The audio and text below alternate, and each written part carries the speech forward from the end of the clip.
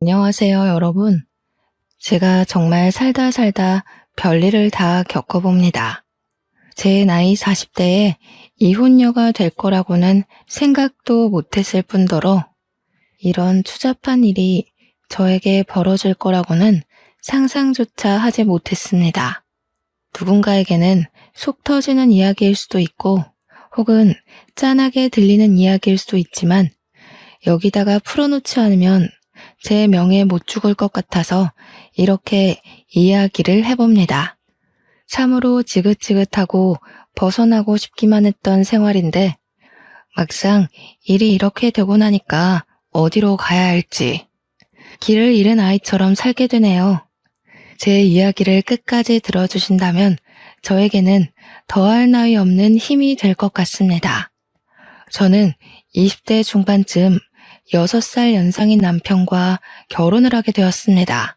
저와 남편의 고향은 경북 상주였고 가부장적인 남편네 집에서 그러니까 시댁에서 어린 마음에 상처를 받으며 고생고생하며 신혼살림을 했습니다. 남편이 그때까지 제대로 된 직장이 없었기 때문에 곶감 농사를 하는 시댁에서 호되게 혼이 나면서 일을 도우며 살고 있었죠. 고생 끝에 낙이 온다고 줄줄이 낙방만 하던 취업이 드디어 성공을 하고 말았습니다.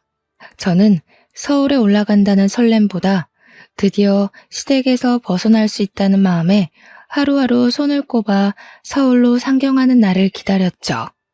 시모는 끝까지 서울에 가면 고생한다고 이 동네에서 먹고 살 일을 찾아야지 서울에 가느냐고 남편을 뜯어 말렸습니다. 하지만 그때에는 서울에 간다는 사실 자체가 성공을 했다는 증명이기도 했기에 남편은 그 손을 뿌리치고 저와 서울에 올라왔습니다. 처음에 상주 촌년이 서울의 빌딩 숲을 보고 얼마나 놀랬는지 모릅니다. 서울에 오니 시집살이 시키던 시모가 없어서 얼마나 행복했는지 마음의 안정이 빠르게 찾아오더라고요. 제가 또 하필이면 친정 부모 없이 자란 천의 고아였거든요. 제가 어릴 때 두 분 모두 돌아가신 걸로 알고 있습니다. 물론 정확한 사정은 모르지만 동네 사람들이 저를 품앗이하듯 키워주셨는데 모두들 저에게 부모님이 돌아가셨다고 말을 해주셨어요. 저는 마을 주민들의 도움이 없었더라면 한겨울에 추위에 얼어 죽었거나 배가 골아 죽었을지도 모릅니다. 저는 어릴 때부터 마을에 온갖 자비를 하면서 밥을 얻어먹었고 학교를 다녔습니다. 그래서 지금 남편과 결혼한다고 시댁을 방문하여 인사를 드렸을 때 시모는 밥주걱을 저에게 던지시기도 했었습니다. 어디 만날 여자가 없어서 마을 사람들이 업어 키운 계집애를 데리고 오냐고 부모 목숨 뺏어간 계집애라고 재수없다고 하셨습니다. 남편이 박박 우겨서 결혼을 하긴 했는데 취업이 되지 않아서 2년 동안 시댁에 얹혀 살아야 했죠.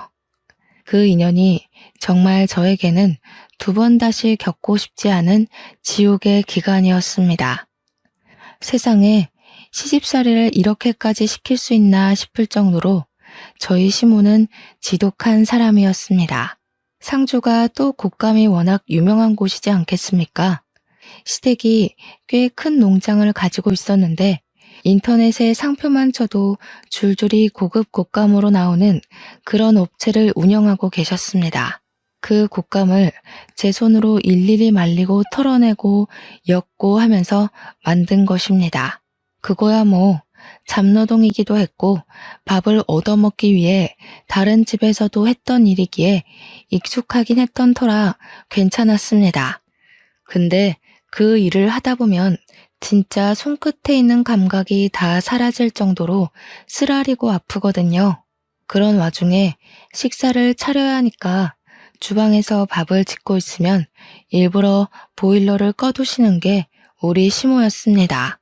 찬물만 쓰라고 하는데 손끝에 찬물이 닿으면 정말 악소리가 절로 나올 정도입니다. 치졸하게 저를 괴롭히셨던 거죠. 제가 그 2년 동안 살이 쭉 내려서 볼품이 없을 정도로 마르기도 했답니다.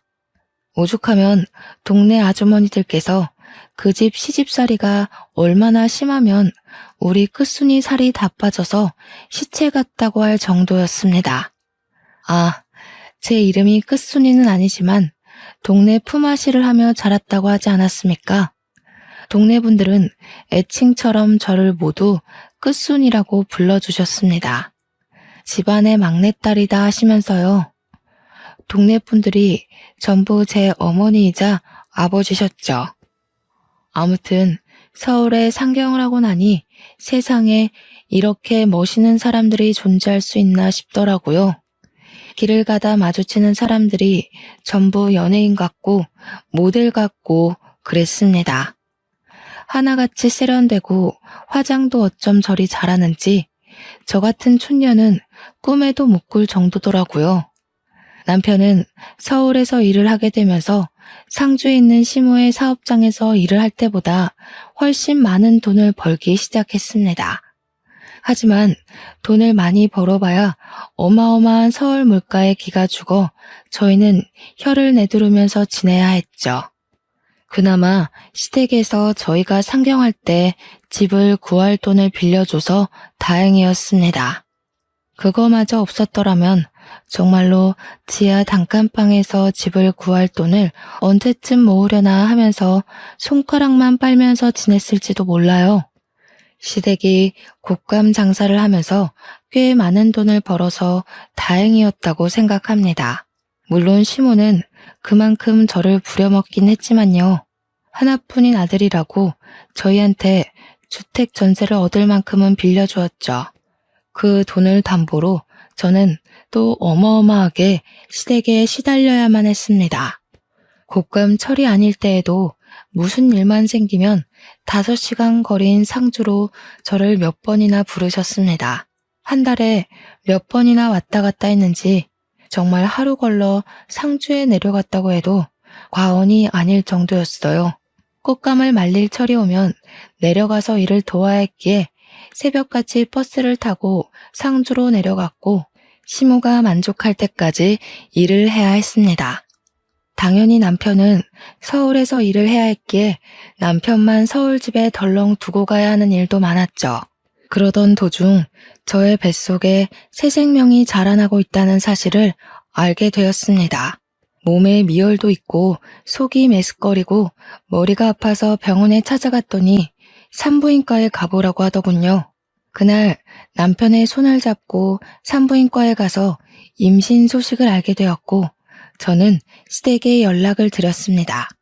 제가 임신을 했다고 하니 시모가 저에게 당장 상주로 내려오라고 말을 하셨고 저는 마음을 졸이며 상주에 남편과 내려갔습니다.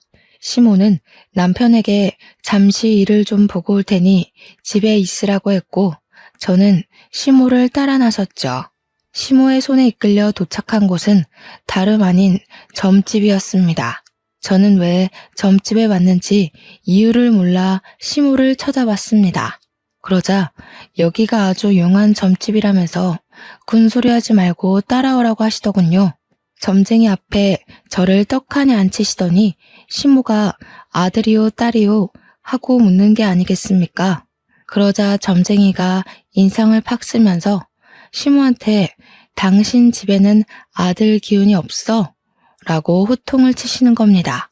그 이야기를 듣자마자 시모가 갑자기 일어나라며 제 딸을 질질 끌고는 상주에 있는 작은 산부인과 앞으로 데리고 갔습니다. 병원에 가서 여기 애도 떼주지? 하는데 정말 제 온몸의 피가 차게 식는 듯 했어요. 아직 성별도 나오지 않은 작은 점 같은 아이를, 딸인지 아들인지 모를 아이를 어떻게 점쟁이 말만 듣고 그럴 수 있는지요. 시모가 병원 접수처에서 하는 이야기를 듣자마자 저는 놀래서 뛰어내려갔습니다. 시모가 뒤에서 거기 서라고 쫓아오는 소리가 들렸지만 섰다가는 큰일이 날 것 같았습니다. 신발이 한짝 벗겨진 것도 모른 채로 내달려 공중전화 앞에 섰고 남편이 기다리고 있을 시모 집으로 전화를 걸었습니다. 남편이 받자마자 시모한테 이끌려 동네 산부인과에 갔는데 아들 아닌 것 같다는 점쟁이 말에 수술을 시키려 했다고 두서없이 말을 막 뱉었어요. 남편도 놀래서 제가 도망친 공중전화 앞으로 달려왔고 분노에 휩싸인 남편과 함께 시댁으로 돌아갔습니다. 시댁에 도착하니 시모가 마땅치 않은 얼굴로 저를 바라보며 혀를 끌끌 차고 있더라고요. 그 용한 점쟁이가 우리 집에는 아들 기운이 없다는데 계집이 나와서 어디다 쓸 거냐고 삿대질을 막 하시는 겁니다.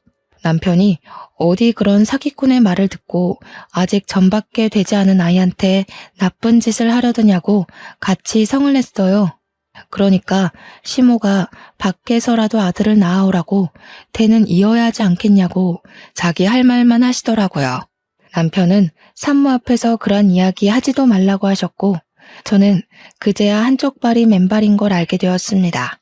달리다가 긁힌 건지 발이 상처투성이가 되어 있더라고요. 그 발을 보는데 너무나도 제 처지가 어떤지 느껴졌어요. 시모는 자기한테 성을 내는 아들에게 실망했다며 아들 키워봐야 소용이 없다고 가슴을 막 치셨습니다. 그러자 남편이 아들 키워봐야 소용없는데 왜 우리한테 아들 낳아오라고 타령을 하냐면서 서울 가겠다고 했습니다. 표독스럽게 저를 바라보던 시모는 여우 같은 년이 우리 아들을 홀려놨다고 저랑 함께 막 달려오시더라고요. 저는 너무나도 공포스러웠습니다. 시모가 달려오는데 정말 눈을 뒤집으면서 달려오시더라고요. 다행히 남편이 왜 이러시냐며 시모를 내동댕이 쳤고 엉덩방아를 찢은 시모는 그 자리에 주저앉아 엉엉 우셨습니다. 남편은 저에게 미안하다고 계속 사과를 하고 시모는 저한테 애를 당장 지우라고 우리 아들이 힘들게 번 돈 딸에게 쓸 수 없다고 소리치셨죠.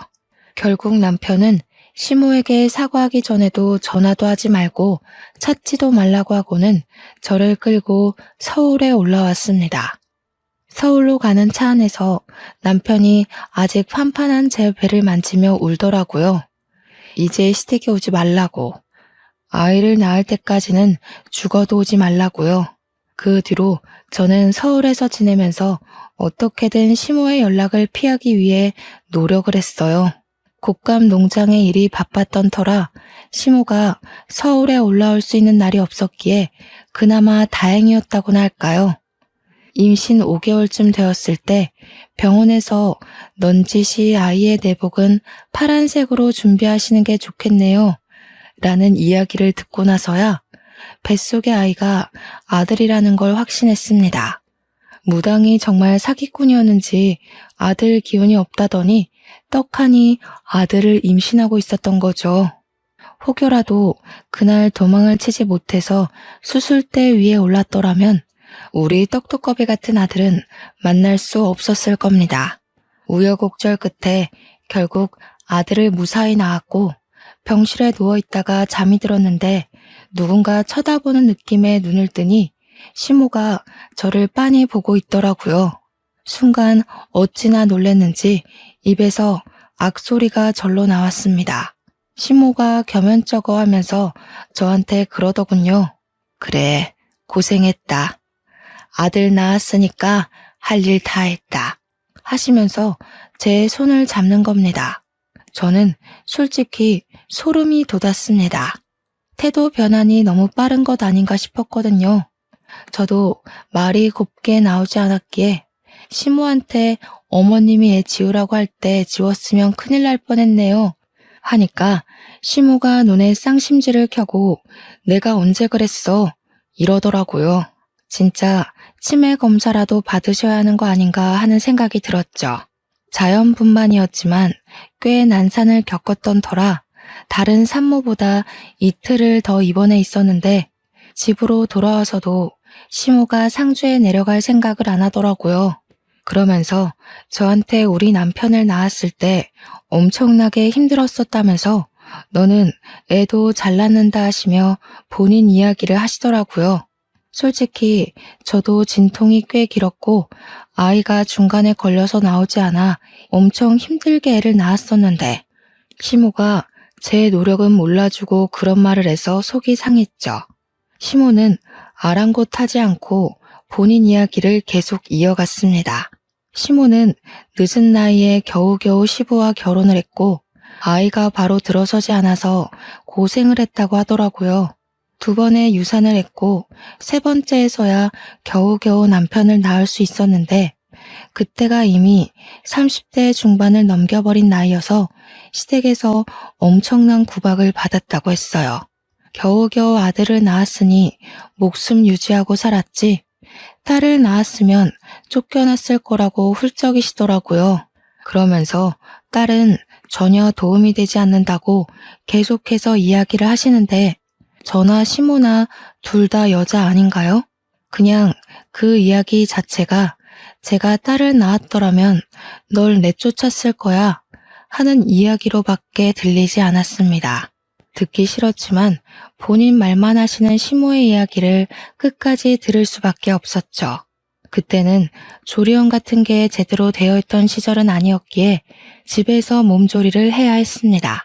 시모가 상주에 내려갈 생각을 도통 하지 않으니 어쩔 수 없이 집에서 시모와 함께 몸조리를 해야만 했어요. 오유 양이 많아서 전몸살이 땅땅하게 뭉쳐 걸릴 때 풀어줄 생각은 않고 저한테 잔소리만 하시던 시모. 도무지 누가 누굴 도와주러 온 건지 모르겠더라고요. 거기다가 모유 수유를 할 때마다 자꾸 빤히 보시는데 너무 부끄럽고 부담스럽더라고요.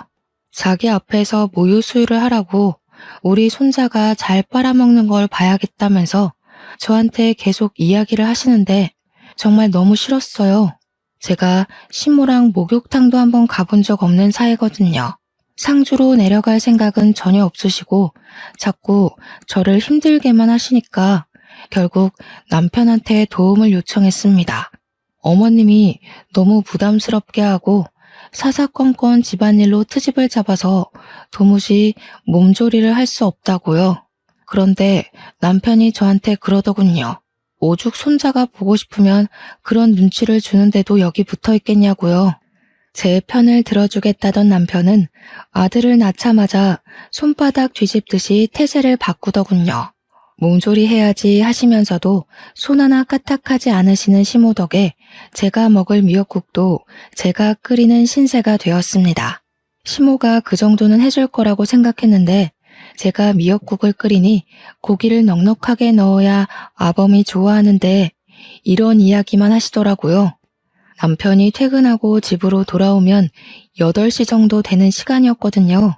그러면 저는 이미 일찍 저녁을 먹고 애를 재우고 있는 시간이었단 말이죠. 아무래도 신생아니까 자주 먹고 자주 자고 저도 아이랑 같이 틈틈이 자야 하니까요. 남편이 오는 시간이면 잠에 들 시간인데 그때부터 집안에서 맛있는 냄새가 아주 솔솔 풍기기 시작합니다. 신모가 남편 준다고 그때부터 부지런히 저녁상을 차리는 냄새였죠. 저는 몸조리 해야 된다고 내내 미역국만 먹이시고 그나마 그 미역국도 제가 끓인 거고요. 남편은 바깥일하고 왔으니 몸보신 든든하게 해야 된다면서 갈비찜에 꽃게탕에 난리가 났더라고요. 남편은 제가 뭘 먹으면서 버티는지 모르니까 엄마 손맛이 최고라면서 신나서 어쩔 줄 모르고요. 시모가 또 오죽 남편 입맛을 잘 알겠습니까? 허구한 날 애가 울든 말든 시장 가서 장을 봐오는데 진짜 너무 서럽더라고요. 우는 아이 달래느라 저는 밥이 코로 넘어가는지 입으로 넘어가는지 모르면서 지내고 있었는데요. 어느 날은 애가 새벽 내내 울기 시작하는 겁니다. 배앓이라는 게 뭔지도 잘 모를 때라 그저 아이가 잠투정을 한다고 생각했죠. 동네가 떠나가라 얼굴이 새빨갛게 변할 정도로 자지러지면서 울기 시작하는데 시모가 갑자기 부부 침실에 문을 벌컥 열고 들어오더라고요. 아무리 애가 운다고 해도 그렇지. 부부가 사용하는 침실을 노크도 없이 야밤에 벌컥 열고 들어온다는 게 상상이나 가시나요? 그러더니 저보고 성질을 확 내면서 애를 안고 나가라는 겁니다. 제가 네? 무슨 말씀이세요? 하고 물어보니까 남편 잠 못 잔다고 나가래요. 주섬주섬 애를 포대기에 업고 나오니까 거실에 있지 말고 밖으로 나가라는 겁니다. 시모 본인이 남편이 아기 때 울면 그렇게 밖으로 나가서 동네를 몇 바퀴 돌았다면서 저보고 나가래요. 아무리 여름이라지만 모기도 많고 할 텐데 어딜 나가냐고 했더니 저한테 그럼 우리 아들 잠도 못 자고 출근하라는 게야? 난리가 났더라고요. 결국 저는 애만 덜렁 안고 쫓겨나서 어쩔 수 없이 애를 재우기 위해 동네를 3바퀴나 돌았습니다. 그 뒤로는 애가 밤에 울기만 하면 저보고 나가서 애 달래고 오라고 하더라고요. 도대체 저는 잠을 언제쯤이나 잘 수 있는 걸까요? 그렇게 몸조리도 못하고 동네 돌고 밥도 제대로 못 먹고 하니까 결국 제 몸이 망가져 쓰러지고 말았습니다. 병원에서 눈을 딱 떴는데 시모가 혀를 끌끌 차면서 이제는 또 몸이 허약해서 문제라고 하시는 겁니다. 저한테 그래서 둘째는 언제 가지고 언제 낳을 거냐고 돈 잡아먹는 귀신이 붙은 게 틀림없다 하시더군요. 병원에 이렇게 누워있으면 하루에 돈이 얼마가 깨지는지 알고는 있냐면서 저 때문에 남편만 고생하게 생겼다고 하는데 너무 서러웠습니다. 제가 엉엉 울고 있자 의사가 들어오더니 안 그래도 쓰러진 사람인데 자꾸 울면 탈수 온다고 물 많이 마시라고 하더라고요. 그러면서 하는 말이 출산한 지 얼마 안 돼서 영양분을 골고루 많이 섭취하셔야 되는데 영양분이 모자라대요. 현대사회에 영양실조로 쓰러져서 실려오는 사람이 몇 없다고 잠도 못 자고 지금 몸이 말이 아닌 상태라고 하더라고요. 그러면서 멀찍이 있는 제 남편한테 육아도 도와주시고 몸조리도 도와주셔야지요 하더라고요. 생판남인 의사 선생님도 제 편을 들어주는데 진짜 너무 서러우니까 아무 말도 못하겠더라고요. 근데 남편이 거기서 뭐라는 줄 아세요? 고기 반찬을 그리 먹는데 왜 영양실조가 오지? 하더이다. 악에 바친 제가 막 이야기를 했어요. 그 고기 반찬 어머님이 넣어주지 나는 미역국만 먹었다고. 당신이 미역국 안 먹는 거 알자마자 미역국에 고기 조각도 못 넣게 한다고 막 소리를 질렀습니다. 시모가 저한테 미친 개야? 하면서 난리를 치는데 의사가 고개를 절레절레 흔들면서 고기 많이 드세요 하더라고요. 그날 수액을 다 맞고 퇴원을 하려고 하는데 시모가 보이질 않더군요. 어머님 어디 갔냐 물어보니 상주로 내려가셨다고 남편 보기 부끄러워서 도망을 가신 겁니다. 그 뒤로는 남편이 의사 말이 마음에 걸렸는지 고기 사 먹으라고 돈을 막 쥐어주더라고요. 그래서 원 없이 고기 구워 먹었습니다. 아들이 100일쯤 지나니까 육아도 할만하더라고요. 아이를 키우면서 누가 제일 보고 싶었는지 아세요? 나를 낳아준 부모도 아니고 자기 자식도 아닌데 저를 챙겨주시고 키워주셨던 상주 사람들이 보고 싶더라고요. 우리 끝순이 끝순이 하면서 저를 정말 막내처럼 챙겨주셨던 그 어르신들이요. 산후 우울증이라는 게 이렇게 찾아오는 건지 꿈에도 몰랐습니다. 하루 종일 쳇바퀴 돌듯이 아이가 일어나면 분유를 먹이고 눈 맞추고 놀아주다가 또 분유를 먹이고 울면 달래주고 하루 종일 그러고 있으니까 너무 우울하더라고요. 남편은 바빠서 주말에도 출근하기 일쑤였고 바깥 바람을 제대로 쐬지 못하니 너무 답답했어요. 남편이 돈을 많이 벌어다 주면 뭐합니까? 돈을 쓸 시간이 없는데. 그렇게 아이가 태어난 지 5개월이 지났을 무렵 시댁에서 어김없이 저를 찾는 전화가 걸려왔습니다. 겸사겸사 애도 보고 싶고 제가 할 일이 있으니까 상주에 애 데리고 내려오라고 하시더군요. 콧감 시기가 다가온 것이었습니다. 남편 보고 같이 가주면 안 되냐고 물었더니 일이 바빠서 도무지 같이 갈 시간이 나지 않는다고 혼자 갔다 오라고 하더군요. 저만 홀로 갓난아이를 업고 짐을 싸서 5시간을 버스를 타고 내려갔습니다. 상주에 도착을 하고 나니 시모가 바로 애부터 빼앗아 들고는 저에게 일을 하라고 하더군요. 시모는 손자를 보느라 정신이 나간 사람처럼 굴었고 저는 하루 종일 쪼그려 앉아서 일을 해야 했습니다.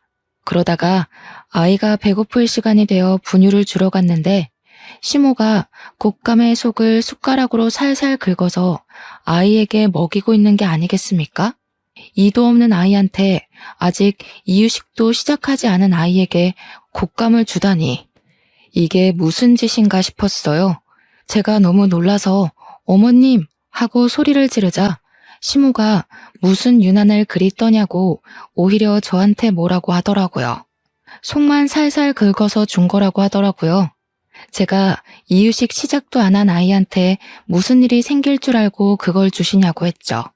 그러니까 시모한테 그게 무슨 말버릇이냐고 트집을 잡더니 우리 남편도 어릴 때 다 꽃감 먹고 컸다고 성을 내시더라고요. 애 보는 거에 참견할 시간 있으면 꽃감 하나 더 엮고 오라고요. 평소에 조용한 시모의 집에서 아기 울음소리가 들리니 상주 사람들이 끝순이가 동네에 왔나 보다 싶어서 시모 집으로 찾아왔어요. 아이가 누굴 닮았나 궁금하기도 했다며 하나같이 저한테 우리 끝순이 고생했다고 토닥여 주시더라고요. 저를 보고 싶어서 오셨다더니 용돈도 한아름 준비해서 오시는 거예요. 아이를 낳았을 때 고생했을 텐데 이제야 용돈도 준다면서요. 우리 시모한테도 못 받아본 돈이라 너무 소중해서 감사하다 인사드리고 가슴팍에 넣어놨는데 시모가 그 돈 내놓으라 하더라고요. 제가 받은 건데요. 하니 우리 손주 낳아서 받은 돈 아니냐고 말도 안 되는 소리를 하면서 그 돈 내놓으래요. 우리 시모 진짜 부자거든요. 시부 돌아가시고 모든 사업장 시모가 받아둔 터라 진짜 알짜배기 부자란 말이에요. 이 곶감 농장 나중에 다 손자 거 될 거라면서 그러니 손자한테 들어오는 돈은 자기가 챙기는 게 맞는다며 돈 내놓으라고 하는데 말이 되나요? 결국에는 제가 돈 가지고 있으면 땀만 먹고 도망갈까봐 내놓으라는 것이었습니다. 오죽하면 옆에서 우리 아들 귀엽다고 보고 있던 동네 아줌마가 시모한테 삿대질을 막 하더라고요. 뺏을 게 없어서 끝순이한테 준 용돈을 뺐냐고 할머니 성격 고약하다고 하면서요. 그랬더니 시모가 또 씩씩거리면서 자네는 뭔데 집안일에 참견이냐고 성질을 버럭 내시대요. 그렇게 한 일주일 있다가 서울에 돌아오니 그 사이에 잘 쉰 건지 남편 때깔이 곱더라고요. 술 냄새가 진동을 하는데 오자마자 저한테 해장국 좀 끓여달라고 하길래 해장국을 끓여줬어요. 결혼 전에는 저 없으면 죽겠다고 난리를 치는 통에 결혼까지 했건만 애 낳고 나니까 제가 날개옷 잃은 선녀같이 느껴지나 봐요. 제가 시댁에서 당하는 일들은 하나도 신경 써주지 않고 자기가 세상에서 제일 바쁜 사람인 줄 알고 살더라고요. 그렇게 겨울이면 상주에 내려가서 일을 하고 애는 쑥쑥 자라나고 몇 년을 보냈는지 모르겠습니다. 애를 낳은 게 겨우 20대 중반이었는데 벌써 40대를 넘긴 나이가 된 거죠. 우리 아들은 중학생이 되었고 서울 애들 사이에서 공부도 곧잘 따라가 중상위권 성적을 유지하면서 지내고 있었습니다. 저는 꼬부랑 글씨를 아무리 봐도 모르겠던데 우리 아들은 저한테 차근차근 설명도 참 잘해주더라고요. 나중에 선생님 되는 게 꿈이라면서 열심히 공부할 거라고 했어요. 얼마나 기특하고 예쁜지. 아들이지만 참 순수하고 얌전한 놈이었죠. 하지만 그 행복은 얼마 가지 않았습니다. 집에 큰일이 생기고 말았죠. 바로 평생 동안 저를 괴롭히고 정정하게 살 것 같았던 우리 시모가 풍으로 쓰러지게 된 겁니다. 처음에는 거동도 제대로 못하시는 바람에 집에서 수발을 들어줄 사람이 필요해졌어요. 아들은 중학생이고 남편은 직장 때문에 움직일 수 없고 저 또한 집안일을 챙겨야 하는 입장으로 시모 옆에 내내 붙어있을 수가 없었기에 간병인을 구했습니다. 그런데 시모의 성격이 어찌나 괴팍한지 다들 대충 아시잖아요. 간병인들이 도무지 버텨내지를 못하는 겁니다. 시모가 사사건건 입만 살아서 트집을 잡아대고 욕을 해대고 하니까 간병인들이 도망을 간 거예요. 한 달 동안에만 3명의 간병인이 도망을 가게 되면서 결국 남편은 저에게 부탁을 하더라고요. 애는 공부를 해야 하고 자기는 일을 해야 하니 집에서 그나마 시간이 남는 저보고 수발을 들어달라고요. 이게 사실 부탁인지 명령인지는 잘 모르겠지만 남편이 해달라고 하는데 제가 어떻게 거절을 하겠습니까? 결국 제가 짐을 싸서 상주로 내려가게 되었습니다. 서울에 언제 올 수 있을지 기약 없는 상주행이었죠. 제가 내려가니까 누워서 꼼짝 못 하시던 시모가 잘 왔다고 하시더라고요. 그동안 간병인들이 어찌나 하는 일이 없던지 속이 답답할 지경이었다면서 일은 우리 며느리가 잘하지 하시는데 무섭더라고요. 그 말이 칭찬이 아니라 앞으로 내가 널 부려먹을 거다 하는 경고같이 느껴졌어요. 순간 신혼 2년 동안 시집살이를 했던 일들이 새록새록 떠오르대요.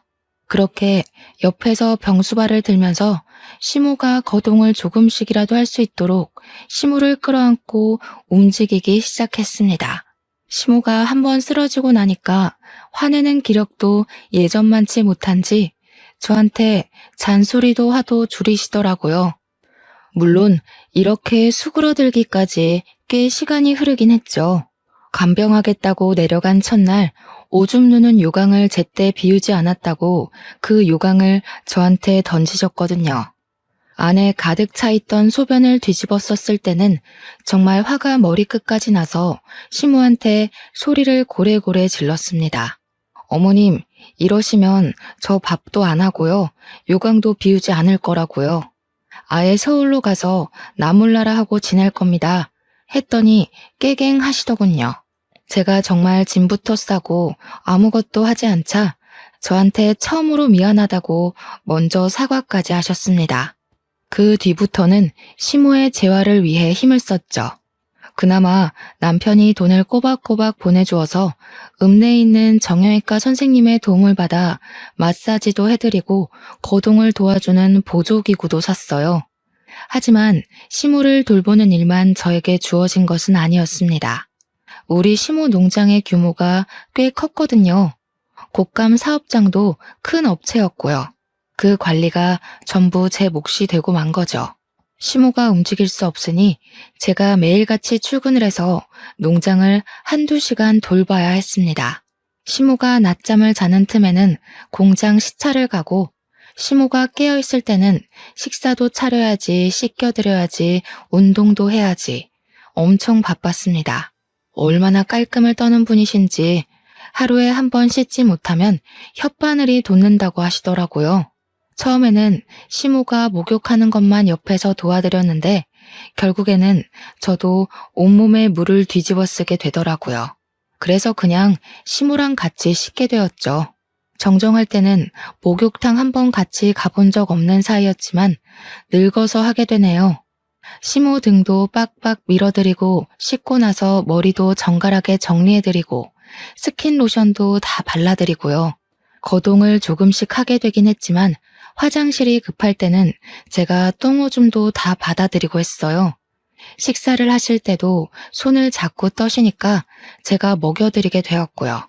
그렇게 3개월을 조금 넘는 시간 동안 시모와 둘이 상주에서 지내게 되니까 서울에 있는 남편이랑 아들이 문득 궁금하더라고요.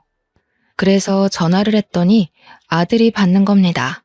잘 지내냐고 물어보니까 애가 기가 팍 죽은 목소리로 응 하고 대답을 하는데 서글펐어요.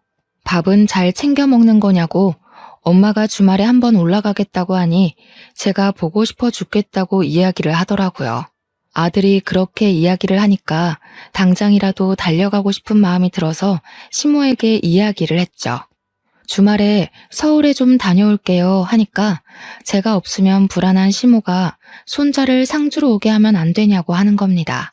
그래서 아들에게 혹시 주말에 상주로 내려올 생각 있냐고 물어보니까 냉큼 오겠다고 하더라고요. 아들 사랑, 손자 사랑이 대단한 우리 시모는 우리 아들이 내려오자마자 신이 나서 난리가 났습니다. 예쁘다 예쁘다 하면서 아들한테 어디 숨겨놨던 돈을 막 주는 거예요. 그러면서 넌지시 아범은 왜 안 내려오냐고 물어보더라고요. 아들이 아빠 바쁘대요.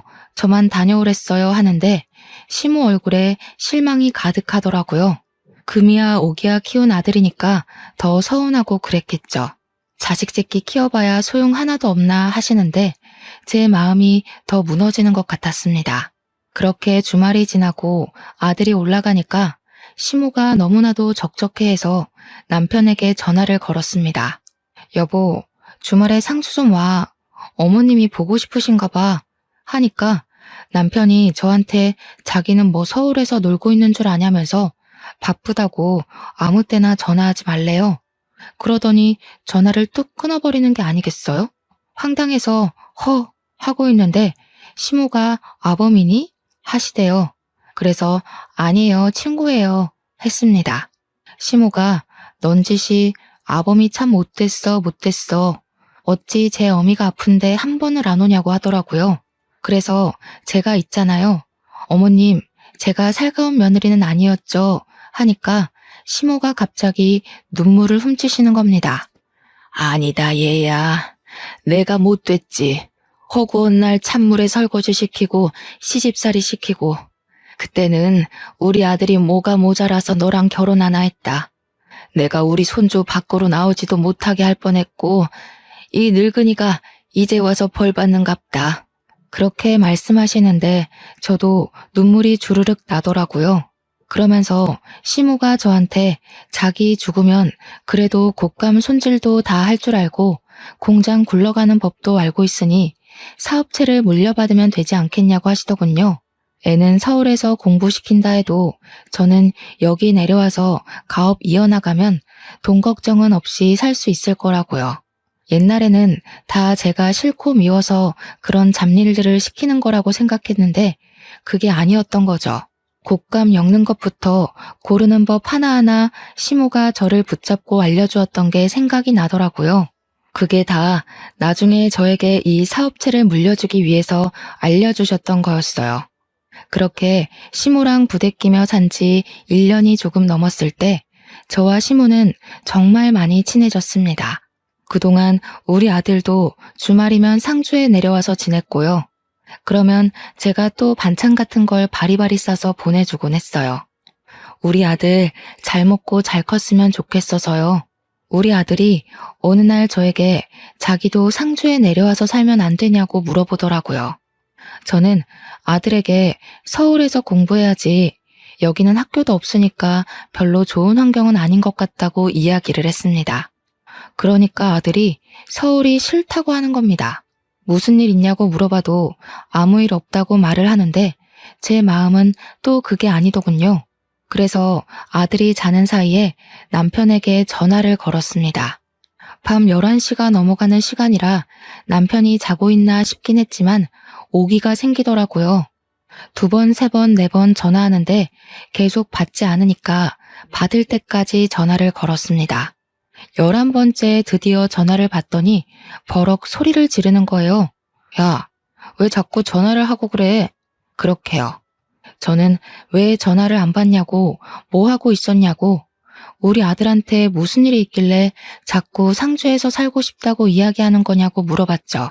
그랬더니 저한테 그놈이 상주에 있는데 왜 자기한테 물어보냐고, 서울이 싫은가 보지, 상주에서 살라고 해, 하는 겁니다.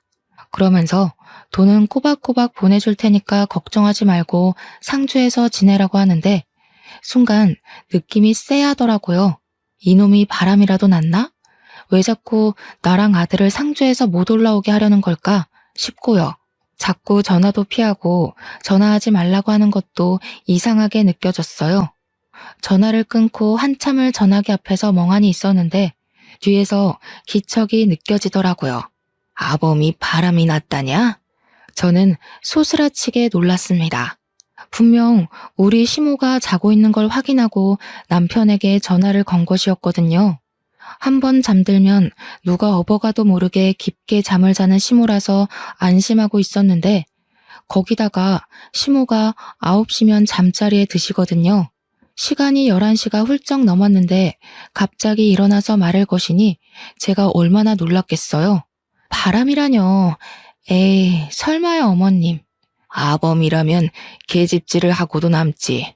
지 아비가 그러다가 일찍 죽은 거 아니여. 그 피가 어디 가겠어? 망할 놈의 새끼. 돌 맞아도 싼 새끼 같으니라고. 시모가 남편 욕을 하는 걸 생전 처음 본지라 저는 어안이 벙벙했습니다. 그러더니 저한테 당장 내일 아침 첫 차를 타고 서울에 가서 그놈을 족치고 오라고 하시는 겁니다. 제가 놀라서 네? 하고 물어보니까 하루 정도는 옆집 윤씨네한테 도와달라고 하면 될 거라고 하시더라고요. 그러면서 아침에 눈 뜨자마자 터미널로 가서 서울에 갔다 오라고 하셨어요. 가서 바람이 난 게 맞으면 발로 차주고 오해가 있는 거라면 다 풀고 오라고 하시더라고요. 그래서 저는 아침에 눈 뜨자마자 윤씨네 아주머니에게 길어야 이틀이라고 시무를 부탁드린다고 말씀을 드린 후 아들과 함께 서울로 향했습니다. 혹시나 싶어서 아들에게 혹시 너네 아빠 바람났냐고 물어보니까 아들 눈동자에 지진이 나더라고요. 알고 보니까 바람난 지 꽤 됐더라고요. 제가 상주를 오고 가고 할 때부터 그런 낌새가 있었던 거예요. 한 번 오면 며칠을 여기서 머물렀으니까요. 그 사이에 집 밖에서 자고 여자를 만나고 했던 거죠. 아예 제가 상주로 내려온 이후에는 집까지 여자를 들이더랍디다. 아들이 미쳤냐고 하니까 아들한테 너만 입 다물고 있으면 된다고 했대요. 저희가 올라간 날이 토요일이었는데 일요일까지 있을 거라고 남편은 알고 있을 테니까 분명히 집을 차지하고 있을 거란 생각이 들었습니다. 그래서 서울에 도착하자마자 집으로 달려가서 문을 벌컥 열었어요. 현관에 난생 처음 보는 하일이 있더라고요. 냅다 안방 문을 열었습니다. 해가 중천에 떠 있는데도 안방 침대에서 둘이 누워 자고 있더라고요. 방안 가득 술 냄새가 진동하고요. 온몸이 부들부들 떨리는데 이대로 두고 볼 수 없으니까 화장실에 가서 시리게 찬물을 바가지에 담아 자고 있는 그 두 년놈들을 향해 뿌렸습니다. 둘 다 혼비백산에서 일어나는데 제가 턱하니 버티고 있으니 저승사자 본 사람처럼 놀라더군요. 이 미친 것들이 당당하게 바람을 우리 집 안방에서 피네? 아들, 증거 남겨. 제 말에 아들이 휴대폰을 들고 사진을 막 찍더라고요. 남편이 이게 무슨 짓이야? 하면서 저한테 당장 나가라고 소리를 치는 게 아니겠어요? 도대체 제가 왜 나가야 하는 건지, 불륜을 저지르고도 저리 뻔뻔할 수가 있나요? 차라리 잘 됐네. 이참에 이혼하자. 안 그래도 어떻게 말을 해야 할지 고민했는데 내 새 여자가 임신을 했거든. 그러니까 우리 깔끔하게 갈라서 자고. 알겠어? 네가 낳은 아들은 내가 포기해 줄 테니까 둘이 잘 먹고 잘 살면 되겠어. 저한테 너네 둘이서 잘 살아봤자 얼마나 잘 살겠냐마는 이러면서 나가라는데 진짜 바보같이 눈물이 나더라고요. 그 길로 아들과 저는 짐을 싸서 상주로 내려왔습니다. 시무를 보자마자 무슨 정신인지 엉엉 눈물이 나더라고요. 상간녀가 있더라. 그 여자가 임신을 했더라. 나한테 이혼하자더라 했어요. 시모가 한숨을 푹 쉬더니 저한테 이혼해라 하시더라고요. 돈은 넉넉하게 줄 테니까 뒤도 돌아보지 말고 서울 가서 살아 하시는데 제가 가면 시모는 누가 돌보냐고 그 여자가 와서 수발될 것 같냐고 했죠. 그러더니 시모가 남편에게 전화를 걸어서 그 다음 주에 그 여자 데리고 한번 와봐라 하시는 겁니다. 저는 이게 무슨 상황인가 싶어서 눈만 동그랗게 뜨고 있는데 시모가 또 어딘가에 전화를 하더니 지금 당장 와주소 하시더라고요. 무슨 일인지 몰라서 멍하니 서 있는데 1시간쯤 지나니까 시내에서 변호사 사무실을 운영하는 변호사님이 찾아오셨어요. 시모가 유언장을 좀 쓰고 싶은데 증여도 가능하죠? 하시는데 저랑 아들은 무슨 상황인지 몰라 가만히 있었죠. 내가 이 집이랑 곶감 농장을 전부 우리 며느리한테 주고 싶은데 며느리한테 줬다간 아들한테 뺏길 수도 있소? 그러니 변호사님이 제가 먼저 사망을 하게 되거나 소송을 걸게 되면 그럴 수 있다고 하시면서 손자에게 증여를 하면 괜찮다고 하더라고요. 시모는 곰곰이 생각하더니 그렇게 하겠다고 하셨습니다. 저와 아들은 소스라치게 놀랐죠. 그러면 증여세를 내가 내더라도 우리 손자한테 증여합시다. 세금 문제는 내가 알아서 다 할 테니까 어디로 내야 하는지만 알려줍소. 그러더니 시모가 우리 아들의 손을 꼭 잡고 이야기를 하시더라고요. 아가, 이거 니 다 주마. 절대로 너희 아비한테 뺏기지 말고 단단히 들고 있어. 그렇게 일주일 동안 어머님은 바쁘게 변호사님과 상의를 해서 모든 명의를 아들의 명의로 돌려주셨습니다. 그리고 약속했던 날짜에 남편과 상간녀가 상주로 찾아왔습니다. 저와 아들을 보더니 여기서 기생하고 있었냐고 하더라고요. 우리 시모가 힘이 잘 들어가지도 않는 손으로 요강을 번쩍 들더니 소변이 가득 차 있는 요강을 남편과 상간녀에게 던졌습니다. 오줌을 뒤집어 쓴 둘은 이게 뭐야 하면서 난리법석을 떨었죠. 이 버러지 같은 것들아. 아범 너는 말이야 네 아비가 오입질을 하다 죽었는데도 바람을 피워? 내 재산 네 한 푼도 안 준다. 내가 우리 손주한테 다 증여했으니까 두 번 다신 상주 땅에 발도 들이밀지 말어. 제 뱃속에도 어머님 손주가 있는데요.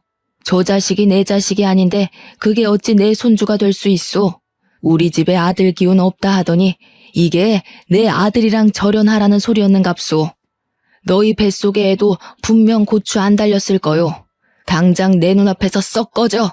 오줌 뒤집어 쓰고 남편은 씩씩거리면서 엄마 죽으면 재산 못 찾아올 것 같냐고 패드립을 치더라고요. 변호사가 우리 아들한테 증여하면 증여세를 2번 물고 준 거라서 절대 못 찾을 거라고 했지만 알려주진 않았죠. 저는 결국 남편과 이혼을 했어요. 상간녀가 임신해 있었기에 이혼을 해주지 않고 버텨볼까 했지만 시모가 뭘 질질 끄냐고 하시더라고요. 그리고 아들이랑 아예 상주로 내려와서 곶감 농장을 운영하며 시모의 병수발을 들었지만 2년 뒤 겨울에 시모가 돌아가시게 되었습니다. 시모가 그렇게 가시고 아들이랑 저랑 장례 준비까지 다 끝냈는데 남편이 상주에 오더니 재산 정리를 하자고 하더군요. 너 줄 재산 없다고 변호사님이랑 이야기하라고 했어요. 남편은 변호사가 준비한 서류를 죄다 훑더니 정말 시모 명의로 된 재산이 하나도 없는 걸 보고는 부들부들 떨더라고요. 근데 더 웃긴 건 상간녀가 애를 안고 쫓아 내려왔는데 그 애가 딸이더군요. 콩고물 하나 못 얻어간 전 남편이 어떻게 살고 있는지는 그 뒤로 소식을 전해 듣지 못해 모르겠습니다. 저는 시모가 물려준 농장을 잘 운영해가며 아들과 함께 행복하게 살고 있습니다. 동네 사람들도 끝순이 돌아온 걸 축하한다고 저를 2팔 걷고 도와주신 덕분이죠. 우리 시모 하늘에서 다시 만나는 그날까지 저를 응원해 주실 거라 믿고 오늘의 사연은 여기까지 올려보도록 하겠습니다. 감사합니다.